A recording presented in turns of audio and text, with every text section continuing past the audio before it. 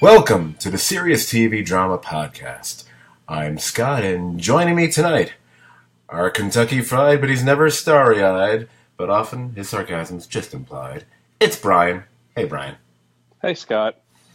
How are you doing this evening? What's the weather like there in Kentucky? Lots of rain. Oh, did we send any of our rain over to you? Yeah, we had some sun today, but it was, I think, the first day it has seems like weeks. Oh, I see. Yeah, I think that I don't know if we've had a week go by where at least the majority of days of the week weren't rainy since like April or something. It's been crazy. I think even a forecaster had said that, it was, the first weekend without rain since April or something like that. It's kind of crazy. Anyway, we're not here to talk about weather, although we certainly could. We are here to talk about the series Legion. And actually, it just occurred to me, or should I say it occurred to me, a few hours ago, that Brian, you actually suited up and co-podcasted about Legion last year. That was your first podcast with us. I think it was my first podcast ever. Your first podcast ever? Oh, you were a total podcast virgin. Mm-hmm. So, yeah, it was exactly 13 months ago that you came aboard and you ended up recording with us, or with me, and a little bit with Dan, for the entire second half of Season 2 of Legion. So you've already got your Legion cred here on this podcast as far as I'm concerned. And after tonight, it's probably going to be much higher than mine, I'm guessing. So we came back to do Season 3, and at the very least, we're going to be talking about the Season 3 premiere of Legion. One can also say it's the final season premiere, because we know that this will be the last season of Legion. Now, one might say this was FX saying, hey guys, enough is enough. Enough at the artsy, what the hell are you doing there? And that still may in fact be true, or the actual truth, should I say. But the series creator and main writer, Noah Hawley, has maintained that this was meant to be a 3-season long series, each season essentially representing the beginning, middle, and end. So I guess I'm willing to give him the benefit of the doubt. I think because partially he's earned it with far more good than meh under his creative belt. So I'll take Noah at his word on this one. Yeah, I agree. And just from the framework of how the first 2 seasons were built, it sort of kind of makes sense. I can kind of feel the arc and how it's forming, and now this would be the dissension of it. So, with that in mind, before we delve into the premiere, I thought it might not be a bad idea to spend a few minutes, and usually a few minutes means like 10 to 20, I don't know. No, I don't know. To maybe take a quick look back at Season 2, and just specifically just how we felt about that season and the ending. I realized this may end up being a rehash of whatever we said at the tail end of that podcast a year ago, but I don't remember what we said, so who cares? You okay with that? Yeah, I'm okay with that. All right.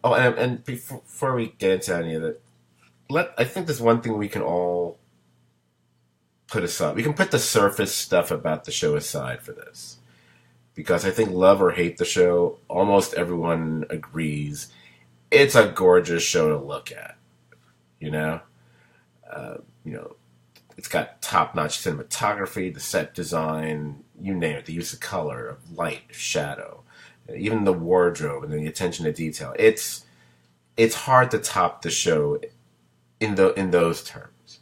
And even and of course the music, the scoring of the show, the music that they choose, everything right up until whatever song they use or they cover for the final or the first credit roll at the end. It's always very memorable and cool.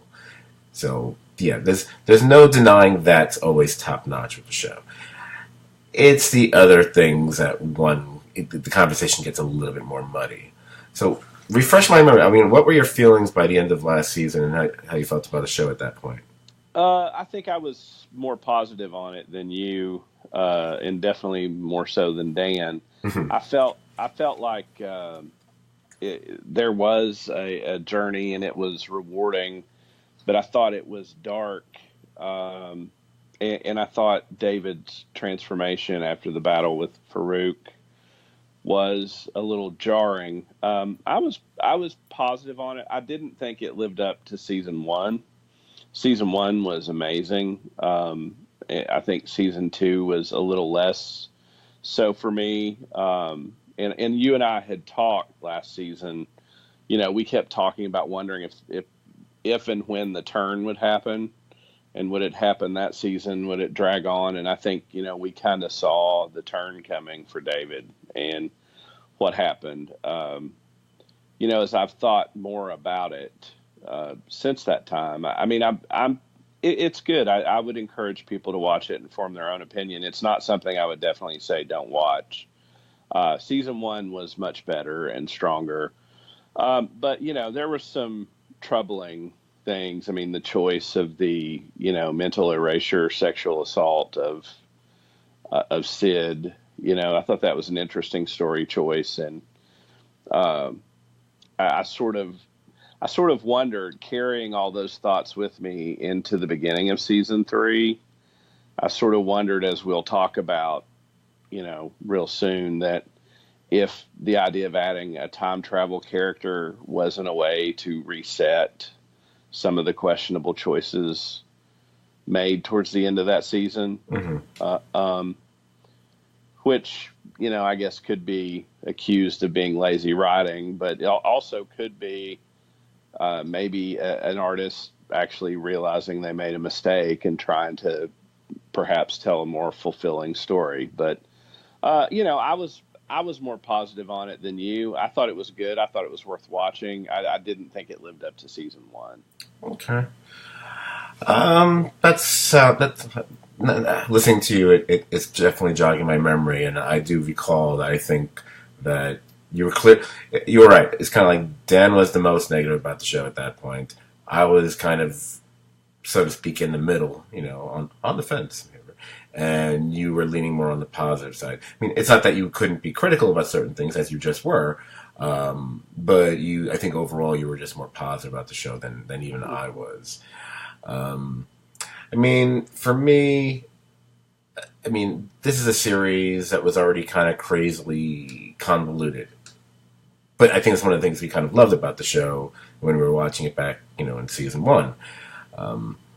I felt it got perhaps needlessly more so in season two. There was just maybe a bit too much of the, hey, look how odd and strange this is kind of stuff throughout the series. And I do remember, I think I said this when we podcasted last year, that I thought that, hey, maybe Hawley has spent a little bit too much time maybe watching the new Twin Peaks or something and felt he needed to get a little David Lynchian himself. But prepare for something stupid. Just, I'm warning you and the audience. So, I mean, could season two have excised the female robot clone, whatever they are, things with the mustaches, as well as that whole General Buckethead thing, and still told the same damn story? You're goddamn right. Could the season have made way better use of Gene Smart's Melanie Bird character? You're goddamn right. And as much as I initially loved hearing John Hamm's voice in several episodes, could we just lose all those quirky little cerebral PSAs that dominated the first half of the season and it really not affect anything at all? You're goddamn right. And Jesus McPhee, could we have sped up the overall storyline of the season itself, which everything I just talked about probably really felt it was just being used to pad out the season? And maybe we could have chopped that 11-episode season down to 8 like the first one, and maybe it would have been a whole lot better? You're goddamn right. Anyway, as far as when you were talking about the David transformation, which is funny. That's the thing I think a lot of friends of mine have an issue with. And oddly enough, I think that's the one thing that you and I definitely did agree on, and it didn't bother me except for that one thing. Right. I mean, he essentially becomes the villain of the series. I'm a little bit torn on it, and the only reason I'm torn because hey, I felt that was baked into his storyline and his character from pretty much from the get-go. You could see them making that turn with that character, pretty early on. At least the potential to go that route, I should say. Right. But yeah, it's that stuff with Sid was just really distasteful, to put it mildly, quite frankly.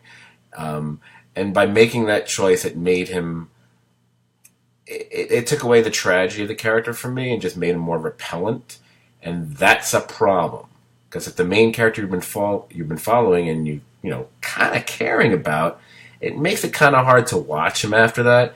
And I have a sneaking suspicion. I have not gone back to listen to it. I listened to the very first podcast that was ever done about Legion at STVD Studios here, but I didn't listen to the last one, which would have made more sense. So I have a sneaking suspicion I might have made this comparison. So I apologize for being repetitive, but hey, it happens. It reminds me a little bit of the series that was on FX years ago called Rescue Me. First couple seasons of that series were really solid, very funny, even though it became kind of clear it wasn't the most female-friendly show around. But hey, a show about New York City firefighters, big shock, But there's a certain point in season 3 where the main character, he essentially commits rape. And it's even depicted in what I would call an almost, porno men's fantasy kind of a way. And so that really made it hard to continue with that series. And I know a lot of people who bailed out on the show after that.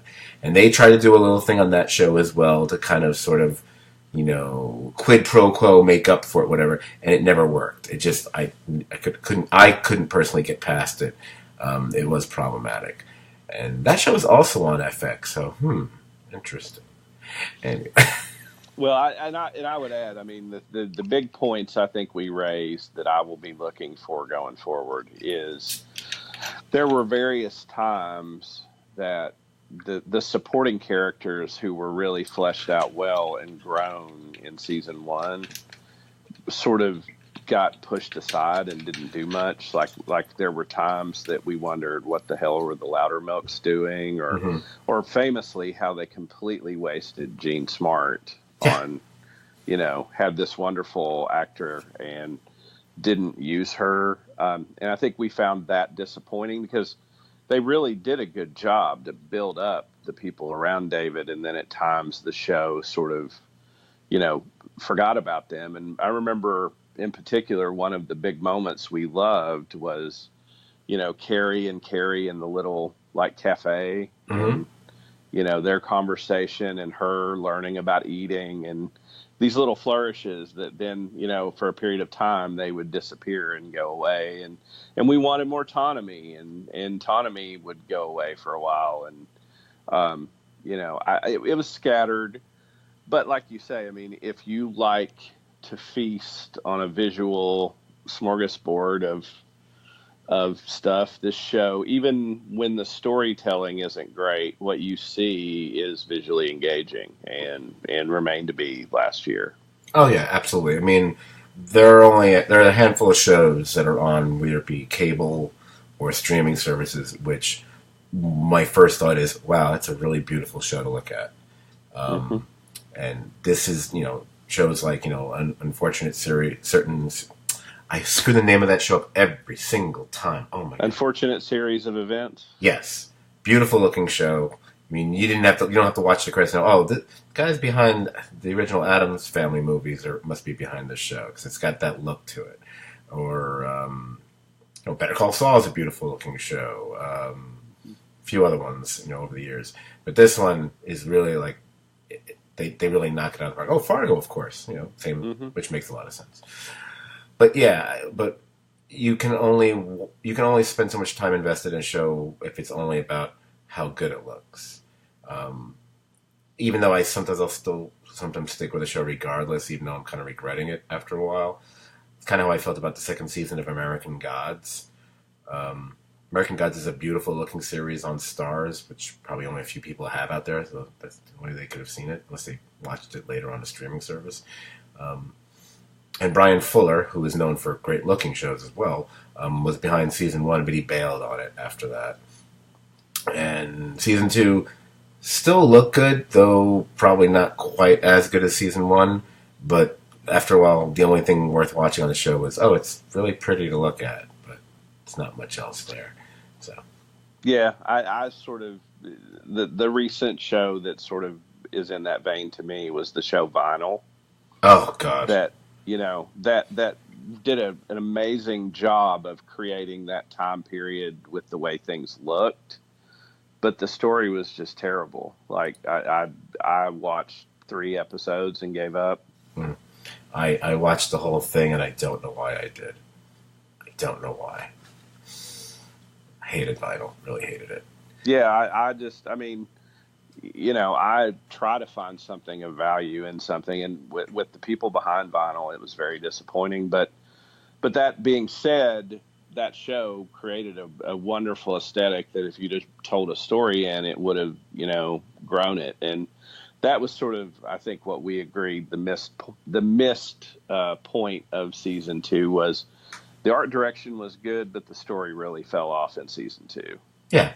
And like I mentioned the other day online on our Facebook page, season 1, that when we did at the end of that year, when we did our best of the year kind of thing, I guess it was 2017. If I'm not mistaken, Legion was my number 1 show. I think Legion ended up being number 1. The best of 2018, which is also AKA the podcast that wasn't, because we never got around to recording it. Not my fault. I have all my notes. I have my lists that were done for it. It's been mentioned to me online on that Facebook conversation. Maybe I should post it on the Serious TV Drama podcast page. I might actually do that. Why not? But back to Legion. Yeah, I noticed that Legion was not making my top 10. And so that's kind of a big drop-off. When you go from number 1 to, you don't make the top 10. But technically, you don't. I mean, it's only because I end up writing it like my top 25, do I even know what place it actually showed up in. And it wasn't that, if I'm not mistaken, it's not even that close to the top 10. I think it's like number 19 or something like that. I can't remember that part. Anyway, all right. So, I think we've exhausted our conversation on season 2. I knew it. Quick talk. My fault. So, with no further ado, let us move on to the season premiere of Legion, aka Chapter 20, which was written by Noah Hawley, of course, and series veteran Nathaniel Halpern, and directed, actually, by Andrew Stanton. This dude, he's best known for his work with Pixar. He's directed both WALL-E, Finding Nemo, Finding Dory. He co-directed Bug's Life. He also co-wrote all of those screenplays, as well as all the Toy Story movies. So he's definitely got a high level of credibility in anything animated. So I'm kind of hoping for some animated parts of the episode when I see his name on it. I was kind of disappointed there weren't, actually. I think I just mentioned that I had listened to the very first Legion podcast that we did here at STVD Central. Wasn't too shabby. One of the things I liked about it, and I don't know if I did that for all the subsequent episodes, I think I didn't, was I didn't do that exhaustive act by act, scene by scene, blah, blah, blah. It just goes on forever. So I'm going to try to do that here, even though it should be noted, Legion does not lend itself well to quick and easy summations. but I'm gonna try, and hopefully the devil and the details will all come out in our discussion. All right. And also at this point, I know that certain listeners are going, "See, Scott, you're taking over the entire podcast." Blah blah blah blah.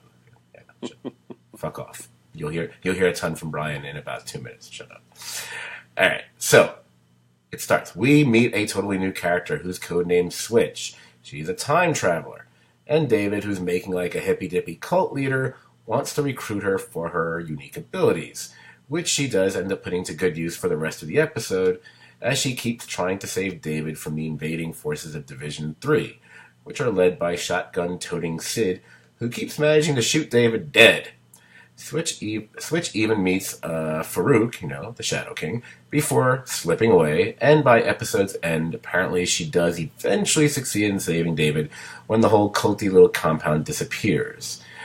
Now, there were a few more things that happened along the way, chiefly the bit about Carrie Loudermilk essentially resurrecting Tanami as some sort of robot android sort of thing, which totally reminded me that he became part of the mainframe in the trees or whatever that surreal nonsense was back in season 2.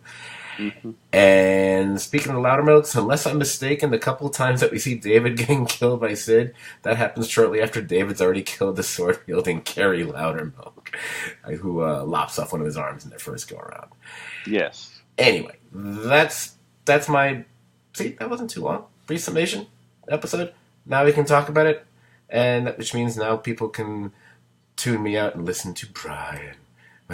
Well, I like. I wasn't sure what they were doing, but for a minute, but in the middle, I liked how they told the story from both perspectives. You see it from Switch's perspective as she encounters David, and then you see, the Section 3 perspective, where one of the times it shows their perspective of coming into the raid. Mm-hmm. But I mean, I have to say, like, my first thing was I saw the opening and I was like, oh yes, like Legion's back. And the opening sequence, started sort of, quirky, and then broke into, a wonderful psychedelic palette of colors. And I have to say, when the opening sequence was over, it raised my hopes for this season immediately. I don't know how you felt, but seeing that sort of pulled me back into the sort of more delightful quirkiness of the show and less of the, hey, let's be alternative, cool, quirky that has plagued the show from time to time. I thought it was sort of delightfully quirky. I think I might be leaning more towards that than not. I would confess I was a little concerned during part of it, and then I think part of me was like, let it go. just go with it. I did like the little quirky opening to it, and having the recording, her listening to the recording of the time travel stuff and the chapter. I did enjoy that, but I was also getting concerned at the same time. The longer it went on for, I kept wanting it to hook back into the familiar, so to speak, and not just the familiar feel of the show, but just characters that I know and stuff like that. And that was the part I felt like, okay, you need to let that go. And then I thought of other series over the last several years that have had similarly audacious openings, where they would have an entire scene or sequence which doesn't, on the face of it, doesn't seem to relate to what the show has been about or what the other characters are or whatever, and then you kind of see what they've done. Again, I don't want to get into too much descriptive about other shows, but I would say like The Leftovers did that, if you recall what I'm talking about. Right. And at the time, I think a lot of people were like scratching their head, like, "What's going on here? What is this? Did someone switch this to 2001 or something?" And then then you realize, oh no, I see what they're doing, and it becomes more clear as the series goes on. This became clear pretty quickly. It's like, oh, time travel. Oh, and right then, because I went into the season having no idea what they were going to do. I did not read anything ahead of time. I don't know if they revealed any information ahead of time about what they might do this season. And my first thought, once they mentioned time travel, it was when something you said earlier in the conversation about, oh, I wonder if they're going to try to undo certain things. Right. They are going to literally course correct themselves here. Interesting. See how they go about that. Right. And I my first thought of seeing the new character Switch and what she could do was, what was the extent of that. And I think as it played out, the way they designed how her power works was it. It was an interesting take on time travel that Oh yeah. she walks through a door or creates a portal Hmm. and goes to this sort of staging area where she then chooses the time. Um, I, which is I I thought was pretty cool. I love that. See, that was one of the things I really admired about um, the episode and with that character specifically. I've mentioned on numerous podcasts that I'm a sucker for time travel. Even crappy things, I'm still a sucker for it, But one of the fun things about it is like the once you think you've seen every way it can be depicted, they came up with something different. It's like, okay, I haven't seen that before. Well done, guys. Well done. Yeah, I particularly like the scene where she's with Farouk and like takes the tray table Hmm. and pulls it over herself and turns it into a portal and it just drops to the ground. Yeah. She escapes Farouk. Um, I thought that was neat, and like part of what we loved about season one of this show, when that happened and she went back to sort of the time traveler way station, then you introduce the you can't go back too far or there's the demon, Yes. and that sequence in her character reminded me of the menace and the person in the background that Hmm. that haunted David in season one, Right. and had the vibe of what I liked about that storytelling in season one. Right. Yeah. I was reminded me of that as well. I can't speak all of a sudden. Good for podcasting. That totally was reminiscent of that for me as well.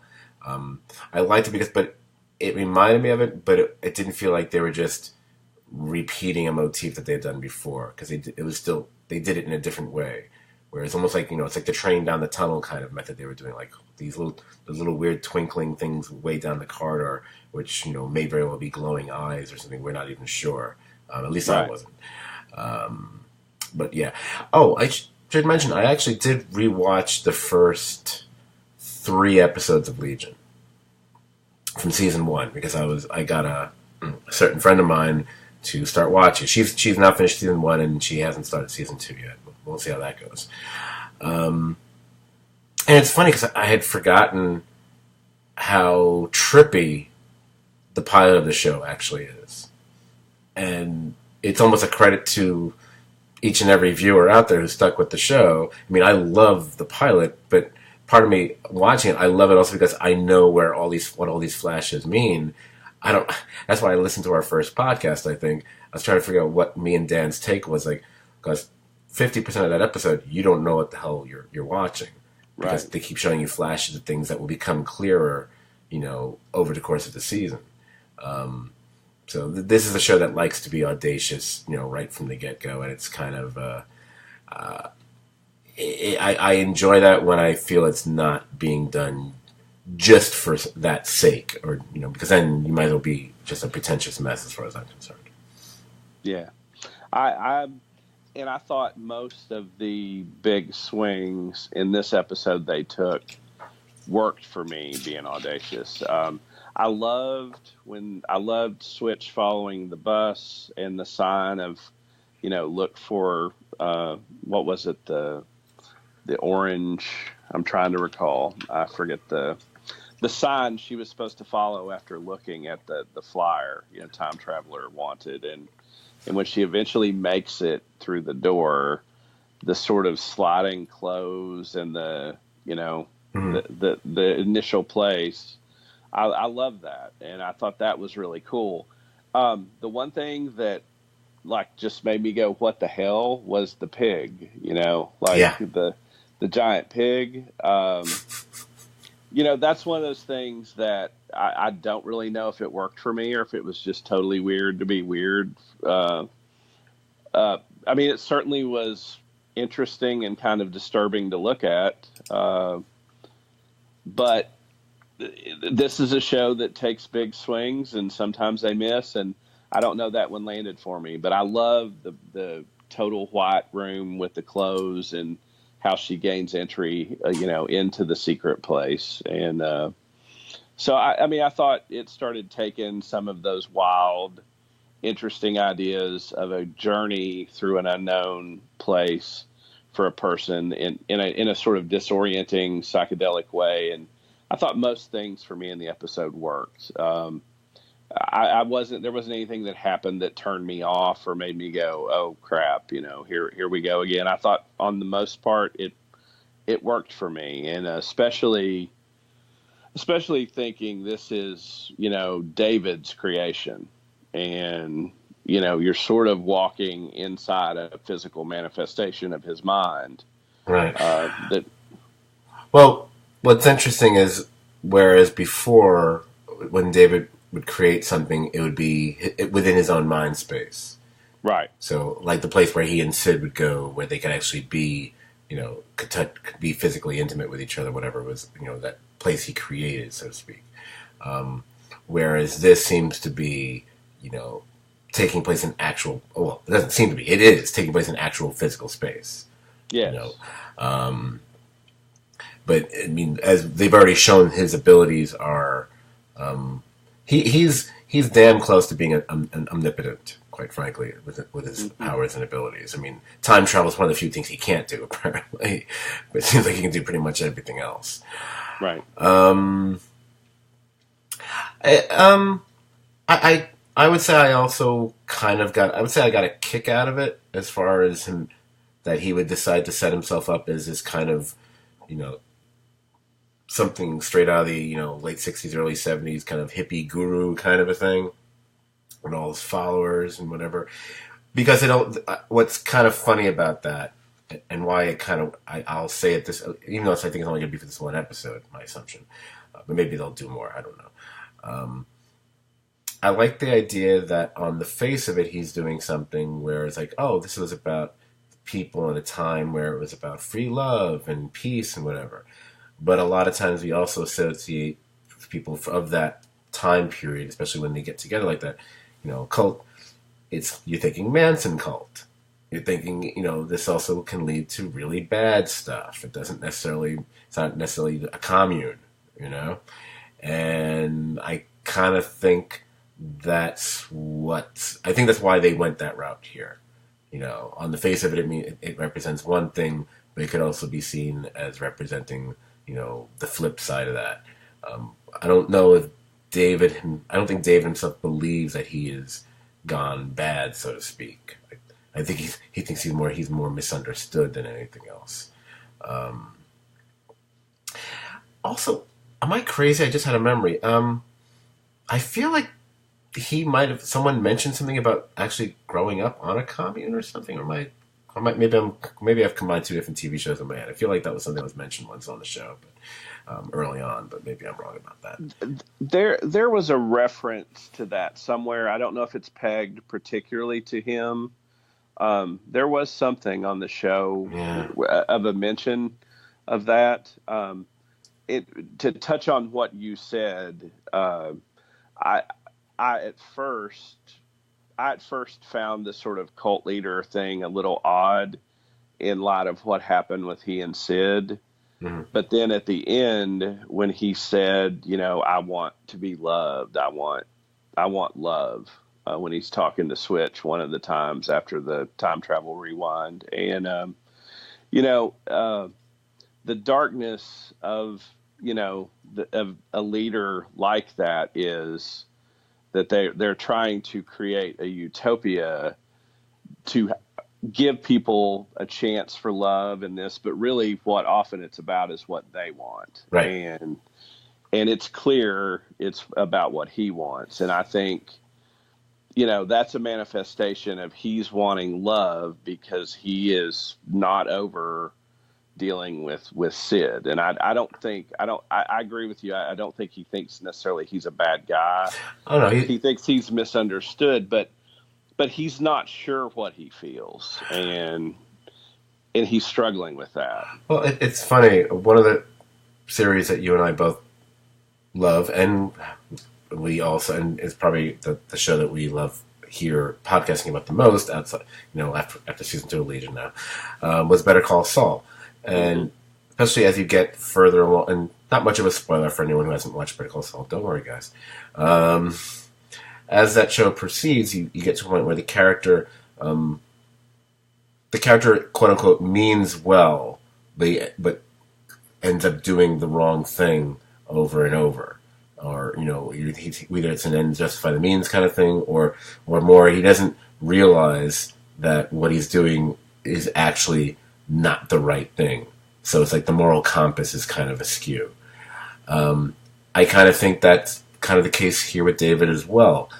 I don't think he's viewing, and this is kind of, and again, this might be a little troubling, I don't think he's viewing, say, what he did with Sid as being in any way bad. I think he thinks that, it was selfish, but he's also doing it for her own good, so to speak. I think that's what he's led himself to believe.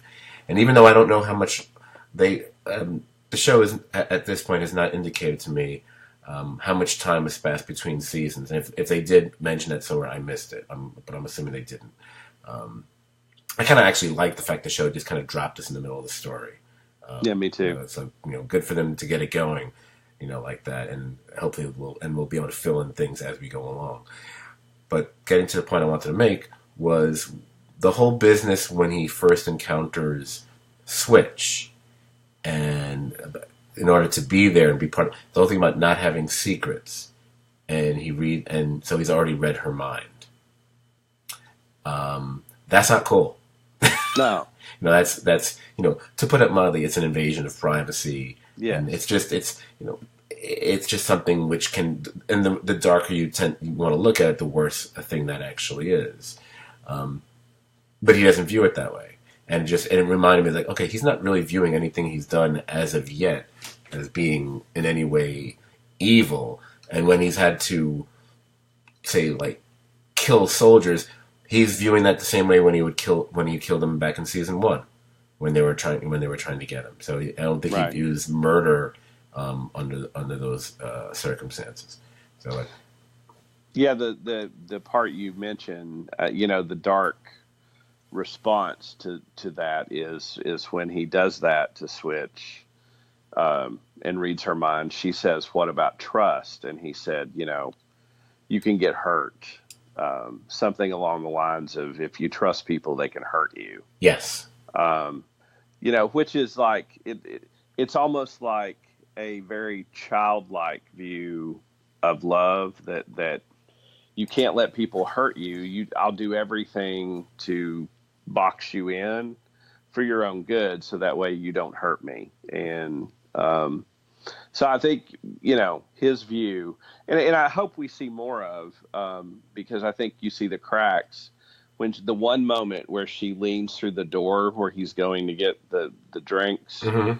and you see the other David in the back room. Oh, I hope we have much more of that. I hope we get more of that. I love the glimpse. I liked seeing a glimpse of it.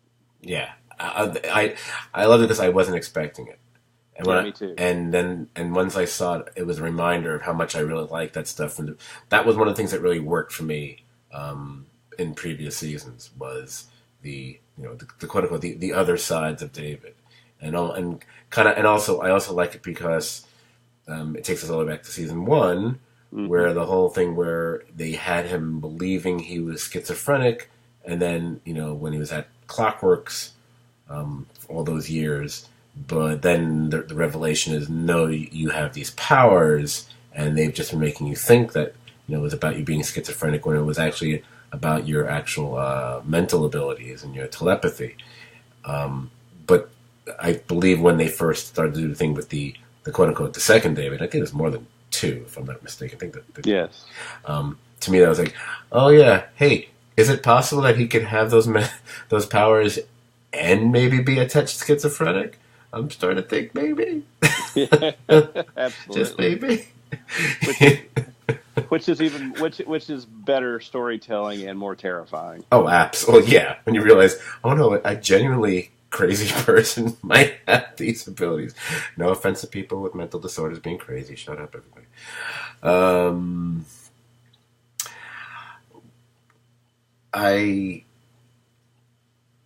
One of the things I guess I liked about the episode was that even though they introduced this whole thing about her being a time traveler and David wanting to recruit her, they never really get to exactly what it is he wants her for, do they? Because I don't recall that being spelled out as of yet. No, that they don't. And interestingly enough, about her, they don't really get to why she immediately is drawn to him to help him. Right. She just sort of does, and in the moment, that's her natural reaction is to go back in time to save him because these people she doesn't know attacks. Well, They do go into the robot. Uh, uh, thing with a dad. yes, yes. Sorry, I got sidetracked. That's okay.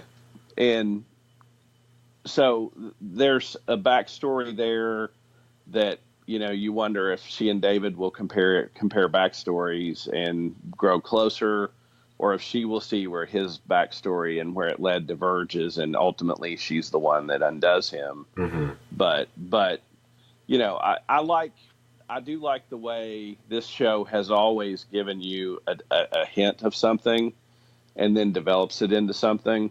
And I thought that this first episode was very effective at that, with her, with David, what was going on. And also the whole thing on like the sort of crazy, new air transport machine, that David's, old buddies are on, and that whole thing. We get to revisit our characters on there. And so I liked all those hints of seeing those things, and I'm interested how that will be used. Right. I personally, I would not be surprised if we end up not delving much more into the backstory of Switch. I mean, they might, but I feel the way this show is constructed and what they've done in the previous 2 seasons, and knowing this is the final season of this show as well, I feel that the assumption is that they've kind of painted a picture already, and they don't need to necessarily fill in much more than what they've already said. The few words she says about her dad and the robots and wanting to get those few sentences might be enough. And they very well might be. I've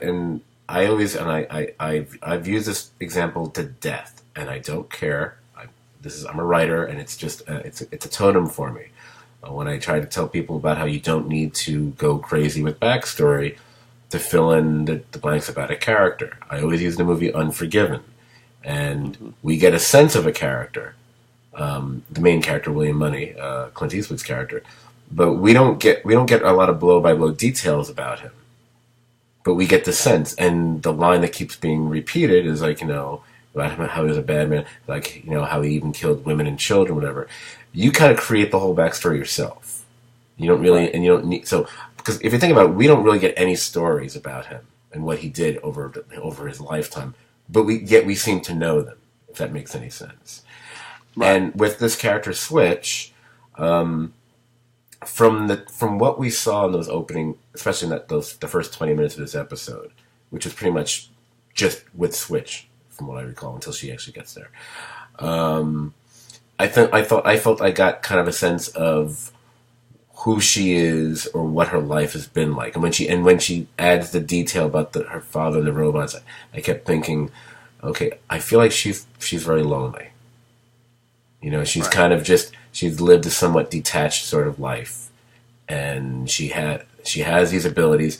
It's probably something that people don't realize about her, but she's trying to learn. We don't, the whole story with the TV being brought in, and maybe that's her father. It's kind of interesting. Will they give us more of that? They might, but I think it has to be if it really is a factor for the rest of the story or not. Otherwise, it may be, okay, we've given you that. That's all we're going to give you, because beyond Sid and David himself, they generally don't give us that much more about other characters beyond that, depending on how much they're featured. So, and that's why I think she kind of becomes drawn to David, I guess, for a lack of a better way to put it, is because she has had this life where she's been kind of kept apart. She's alone. She doesn't seem to have much in the way. She seems to be shut off from the rest of the world. She walks around with her headphones on constantly. And I know that's kind of a millennial thing, but she But I think it's more. It says more about her than just like the average person walking around with their headphones on all the time. And I think she's just kind of become more about figuring out how to use her abilities. Now, this recording that she's listening to, it's not. This might be the kind of stuff maybe they might fill in. Is that her father that she's listening to, talking, trying to guide her and how she can use her abilities, or is it an entirely different party? That's not made clear to me. I'm guessing it's her father, but I'm not sure about that. So. Well, and it raises the interesting possibility of if that's her father or whoever the man is on the television, if someone is aware of her ability, if you're in her immediate vicinity, she could, get a million different permutations of a reaction from you to get a situation in the position she wanted it. So, if she's not going to go back in time a super long time, as the dark tunnel with the demon suggests she doesn't, if the person knew that, you might keep your distance from her to make sure she didn't manipulate time in your immediate vicinity. Right. Because if she didn't, then she couldn't necessarily affect you not being right there. But I do like, I guess the point that we're sort of extemporaneously expanding upon is this show really takes little flourishes of things that often catch our interest in a way that especially in season one, that I see being done in this that give me hope. Right. Yeah. I think the thing other than what the journeys are of the characters that we know already, like where does David eventually go? Are we going to see Melanie Bird again or not? I don't know. I mean, Jean Smart's a very busy actress, so I didn't look to see if she's in this season or not, and so on and so forth. I was very happy to see Aubrey Plaza is back and doing her thing, but adding the element of time travel, and I did watch the thing they did after the episode where it's an FX thing. Whenever they have a premiere. After the premiere, they do selected, little quick cuts from the upcoming season, which are all usually just scenes from the first couple episodes of the season. And obviously, when you watch those clips, they're leaning really heavily into the time travel aspect. And the good thing, bad thing about time travel is that things can get really kind of paradoxical, and you can start finding flaws way too quickly sometimes. Because it's really easy to screw that up or have questions. So I'm wondering how far they're going to go with this show. A show that already kind of makes you kind of scratch your head and try to figure things out. Adding that as a possibility, and I get the feeling they're not going to do, unless Carrie Loudermilk gets involved. One of my rules about time travel is, be it a TV show or a movie, if you don't make the rules clear, it's going to be a problem for the reader or the viewer or whatever it is. And I'm worried that they're never going to make the rules clear with time travel on the show. And then we're going to be like scratching our heads like, oh, well, why doesn't she encounter herself every time she keeps going back or not? Or, is each time she's creating a new timeline? Are there now multiple Davids because of multiple timelines? Has she created? Right. Does the ability to time travel, therefore, are you creating alternate universes? Then it goes into the Farouk thing, the conversation they have about time and space. Is she doing that inadvertently? Is that why there's this demon in the corridor that would be following her? These are things that have been talked about on a lot of things. Even the show The Flash, and we can knock The Flash all we want. This season wasn't that great, but it had some good stuff. But time travel is a big part of that show. And there's one lesson we learned from all these shows and all these movies. Once you start trying to go back in time to change stuff, it never really works out very well. Right. Well, I think, time travel, as we look at recent things that it's been integral to, like Avengers Endgame, in that movie, they didn't ask Neil deGrasse Tyson to spell out time travel for them. they sort of told you these are the rules we're playing under, and then played under those rules. And I think you do have to make that clear to avoid the confusion. Or you can be totally clear and be a show named Dark, and still I don't know what the hell's happening because there's timelines and Oh yeah. but a compelling show, that involves time travel. And I think I think we'll see a more defined set of rules. I would have to believe that based upon the way the time traveler way station is set up with the intervals and the tape telling her don't go back too far. You want to go just the right moment, or this could happen, or that could happen. Right. But I hope that it's explained in a way organically, like it was in this episode, and not in the way that John Hamm PSAs, which we really looked forward to, became onerous. Right. Exactly. I just hope it's done, and I can't believe I'm asking this of a show like Legion. I want it to be with clarity. Like, yes. I understand that all the things that we heard being said into our headphones, and that they would actually write on screen. But that helps a little.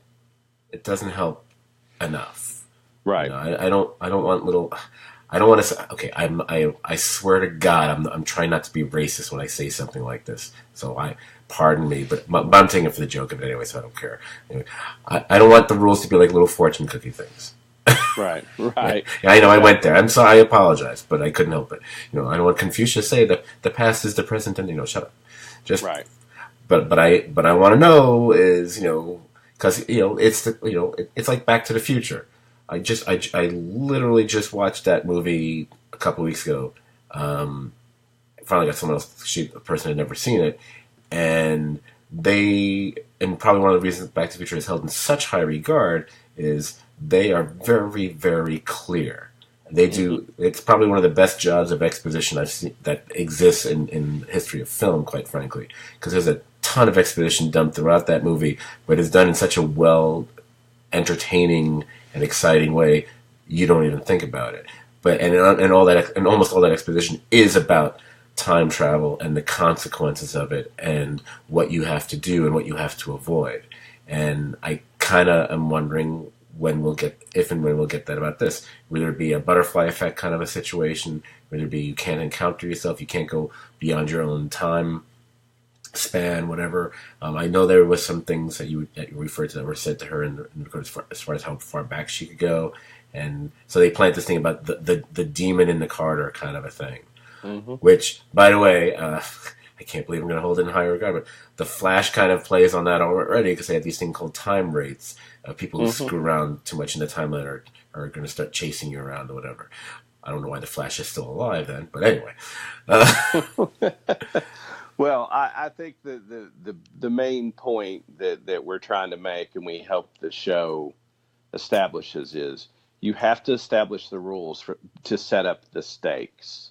Exactly. Because if you don't know the rules, you don't know the stakes with which a character is facing any given situation in time travel, and we need to know the stakes at play when time travel is invoked. But I was really encouraged. I'd never seen time travel done this way, and I liked it. I liked it a lot, right. and it was a cool way to do it. And I like and by introducing it in a way where she literally is creating, I keep saying literally, sorry, where she creates these portals, which also therefore tell us, so when she does it, if she creates a large enough doorway, she can bring multiple people with her. There's no indication otherwise.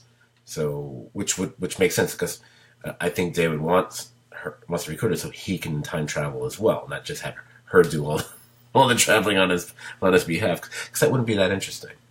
Right.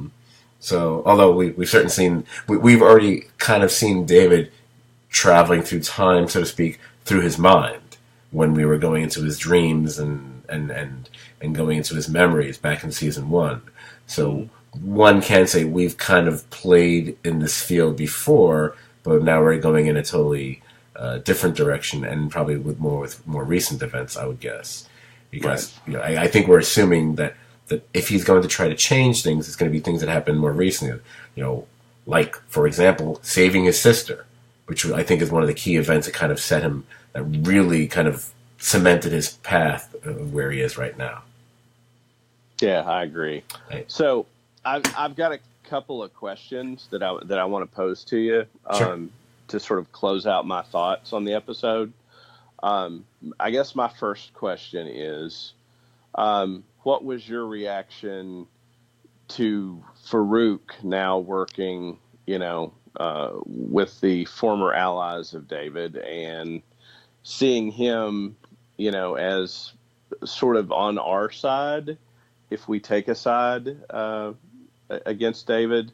I found my thoughts on him at the beginning. I just sort of accepted it. And then as I thought back to everything he's done and what he's done, I just find it troubling that he's walking freely with everyone and he's just sort of, part of the team now. Right. It's funny because I feel like this is kind of, although it's wrapped in a bizarro wrapper that Legion is, it's something we've seen before. It's the heroes recruiting a villain to help. Whether it be, we've seen it, so those of us who are watching a lot of, peak TV lately, or we've seen it just in the last few weeks, Killing Eve, where the main quote-unquote villain of the series is actually recruited to try to bring down another, bad guy kind of a thing. We've seen, and it's one of those things, it's Silence of the freaking Lambs, man. And the one thing one always learns from all these movies and TV shows, and there's a bunch more that have done it, it's usually serial killer stuff, but a bunch more that have done it, is never trust them. Never trust them. Because no matter how much they may be helping, they will always have their own agenda, and that's why they're doing whatever it is they're doing. He's got his own agenda. It's not about this. Do not try. It's like they're fools if they trust him. I'm assuming they know that, but people on TV shows do stupid things, and I love the character of Clark, but I think Clark has made enough boneheaded moves on the show, and that's why he ended up with everything from a pen through his cheek to having his face burned. I'm kind of enjoying it, but it's one of those things where it seems to be a recipe for disaster. Because at this point, without David, I don't see how they have a way of controlling him. No, he's, to my mind, Farouk working with them is the equivalent of a drug dealer snitching on another drug dealer and working with the police to take them down, so then they can take over the corner when that drug dealer's gone. Because the biggest threat to Farouk is David, and if he eliminates David, they can't stop him. And so I think there's that underlying tone of menace and intrigue that will hopefully pay off. And I guess the final question I have is this, and maybe this is a dumb question, but I thought there are no dumb questions. Well, only dumb people. No, only dumb people. The moments of levity in this show that I thought, this show does have moments of levity. I love sort of the Scooby-Doo of the soldiers running and hiding while the guy is yawning on the front porch. Yes. Which is amusing. I loved, Carrie punching the reanimated Autonomy and says something like his reflexes suck or something, or which is humorous and something they've always provided. But I had the idea that once they found him, why go in a full-out assault when we haven't seen indications the people that are with him, that all of them are super-powered mutants? Why wouldn't they just send Sid to say, David, I want to talk to you? Um, I don't necessarily think it's a dumb question. So the interesting thing is, on one hand, I was thinking, you've encountered a being with this power before. You've encountered David, and not to mention, Mr. Shadow King himself. So sending a whole bunch of guys with guns, on one hand, doesn't seem like it's a smart idea. Because he can just, kind of like, bamf you all out of existence. However, in the couple of different versions that we see in this episode, eventually, even though it's usually Sid, but, they are able to break through and shoot him. So I was kind of torn. I was like, because originally I was watching, I was like, really? They're sending in the troops? That's not going to work. And then each time, like, okay, because isn't it the first time? Isn't he shot by someone else first and then Sid, or does Sid take, or is it all from Sid? The gunshot? No, he's shot in the shoulder first, and then Sid gets him from behind. Right, the big blast from behind. Right. Yes, okay. And so I mean I do get like that with it, that even facing a group of people, he does have to focus his attention in a direction, so that he does have blind spots. Like he doesn't just have a 360-degree force field that protects him just by snapping his fingers. That the way they show him manifesting his power, at least in the opening, he does have to direct it in a way that doesn't allow him full protection in all directions. Well, here's my question to counter, or to go along with this. The whole thing with Division 3, it's Division 3, right? Not Sections. Yes. I think I misspoke earlier. I know, it's okay. You talk about the king of misspeaking, so I'm not one to talk. I'm sorry. If you went through all the trouble of you've gotten the Shadow King, to work on your side to help bring down David, then am I missing something? Why wouldn't he have gone there to get David? Why are they letting the troops do this when you've got like the most powerful creature possible that could actually take him on, instead of because you have to realize you're risking dozens of lives. Why wouldn't you do that? That didn't make a lot of sense to me. It's like, well, why did you go get him if you're not going to use him? That's again, maybe I missed something, but because there's a scene when Sid is insisting on coming. I can't remember.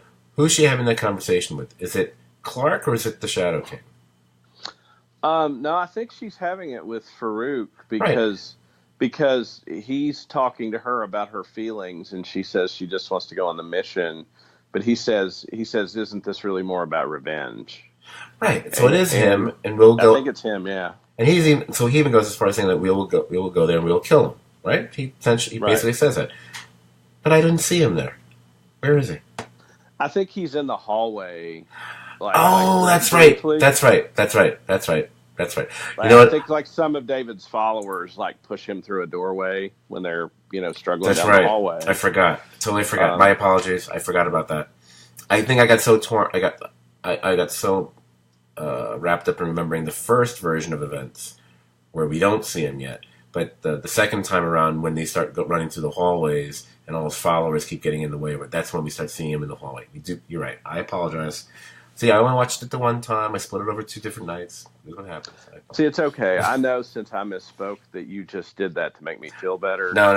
I appreciate that. I'm shooting for. I'm hoping we haven't gotten like that. We need like one more really bad review, because we just got just having that one by itself from the stupid. The whole podcast was that on? I don't remember now. The Happy Valley podcast. So it's like, no, we should do another podcast where I totally screw up facts or something. Like, even though I didn't on that podcast, the guy was wrong and go fuck himself. Anyway, you get the review that says, "I hate these people so much. They are so human. They make mistakes. I hate them so much." Well, the most important thing is, I want to continue watching the season. Yes, and I think this whetted my appetite, and it brought back the stuff I loved from season 1, and rescued the strands of season 2 that it had to, because it had written that story to where it can't just drop it. Mm-hmm. But went in an interesting direction that, I mean, I'm back to saying, hey, man, this show looked great. Mm-hmm. There's some intrigue. I want to know what happens, and I want to see it next week. Like, I want to see it when it comes on. I don't want to wait and binge the season. I want to know what happens. Oh yeah, I wouldn't want to do it either. I'm encouraged by a few things. I'm encouraged by the fact I made a joke about this early on in the podcast about, for whatever reason, season 2 was 11 episodes, whereas season 1 was 8. And I do seem to have a recollection that I think some point during season 2 they I stopped saying literally, that they added another episode.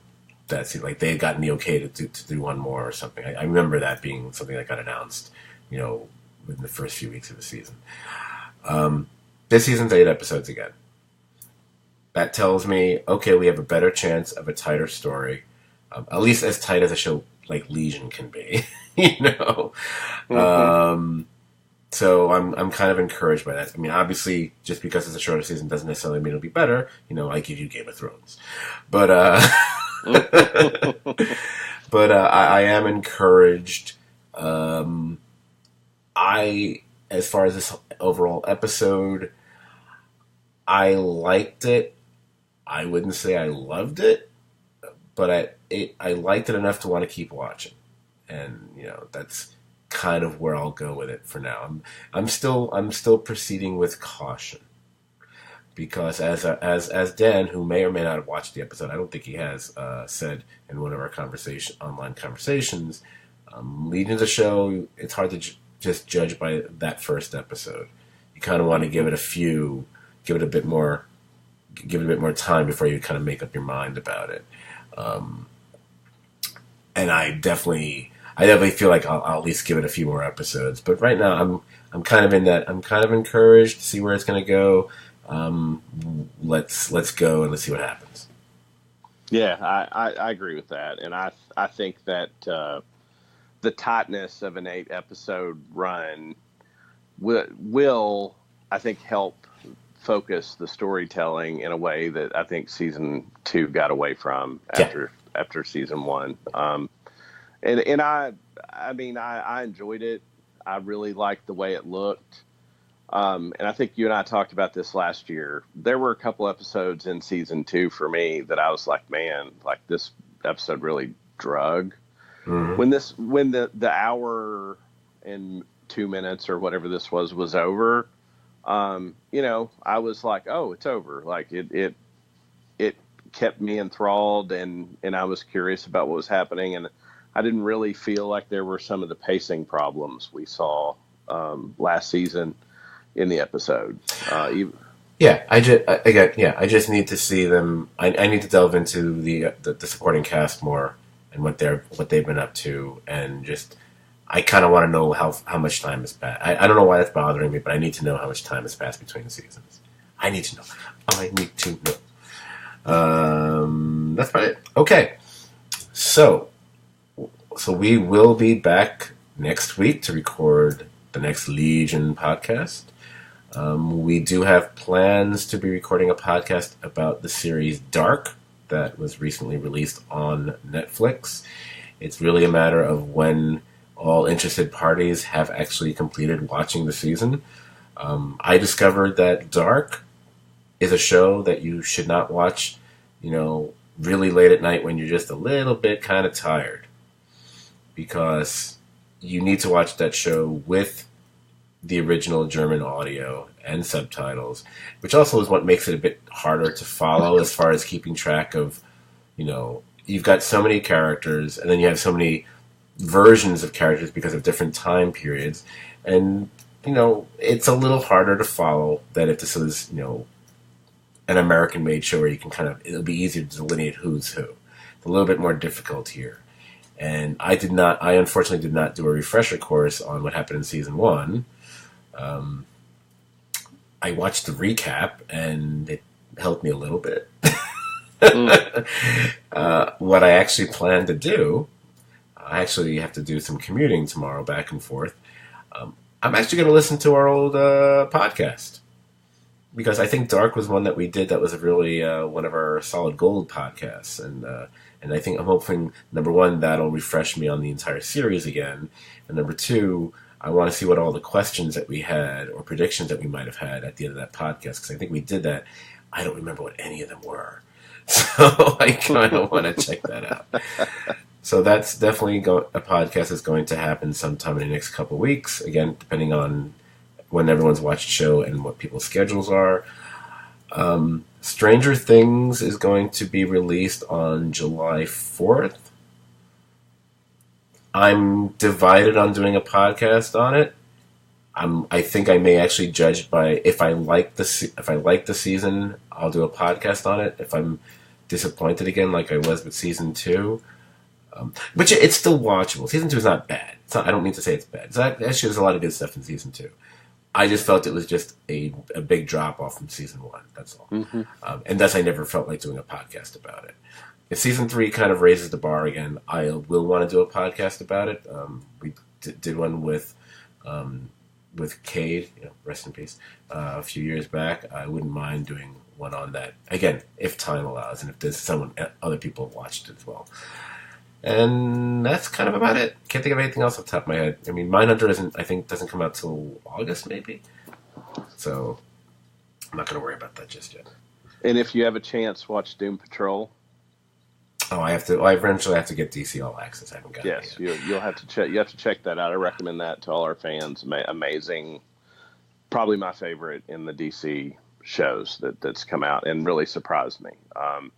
And I will leave you with my final thoughts. Just a couple of notes about Noah Hawley and Legion. The music was great. Rolling Stones, 2,000 Light Years from Home. Kind of a not too often used Rolling Stones song. Really cool addition. And I think the final cover was Fly Like an Eagle. Mm-hmm. Steve Miller Band. Yep. An interesting alternative cover version of that. And the last bit of geekery I will leave you with is that in an interview I read, Noah Hawley has written a script for Fox that I believe is finished for a Doctor Doom movie. Oh, good Lord. But for Fox? Yes. It was written before the sale was finished. So it was turned into Fox, and they have not decided whether to make that or not at the time of the sale. But I have to say, even if they never made the movie, that's a script I'd like to read. Yeah, I mean, I don't think they could make the movie now. I think those rights have gone over to Disney. So, but it's interesting if Disney would want to take a look at it or not. Mm-hmm. Very interesting. I mean, just like this. I mean, there's crazy rumors that they've re-released. They're re-releasing Endgame in theaters again with some added deleted scenes or whatever, like for the end credits this time, which weren't there before, because the movie hasn't made enough money. Make more. There is a crazy rumor, and again, I'm going to say it's not going to happen. I'd love it to happen, but I'm still going to say there's no. In fact, I'm going to be emphatic and say there's no way they did that. There are rumors that one of these scenes will be something that involves a very strong hint connecting to the Fantastic Four. I just don't believe that would have been done or filmed at the time because the deal had not been finalized, et cetera, et cetera, et cetera. Right. I'd love to be wrong. For all I know, it could have been something that's been done in the last few weeks and no one knows about it. And now they can stick it in there. That's what she said. But, I don't know. There was probably one other thing I was going to say, and I can't remember what it was. So, screw it. I'll probably remember 5 minutes after we finish recording. So, anyway, because I really want to wrap the sucker up. If you enjoyed this podcast, you would enjoy hanging out on our Facebook page as well. It's the Serious TV Drama Podcast page. Like the page and join the conversation about shows like Legion and so many others. You can also find us on the iTunes. Serious TV Drama Podcast, plug that in. That's what she said as well. And you can subscribe to our feed as well as rate and review us there. Heck, just Google Serious TV Drama Podcast and you'll find us everywhere. I wonder if you just put in STVD Podcast, if that would come up with stuff. Probably. It probably would. I'm sure it would. And finally, what's the final thing? Oh, Twitter. Tweet. You can follow us on Twitter. Our handle there is at STVD Podcast. STVD as in Serious TV Drama Podcast. And again, I already kind of did the tail end of this before, and then we started talking about Legion again, because it's the Dan form of not following rules, and he's not even here. Anyway, it was good getting together with you to talk about this tonight, Brian. I enjoyed it, Scott. And I look forward to talking with you next week about the next episode of Legion. And with that, to everyone out there, I will say good night. Good night, everybody.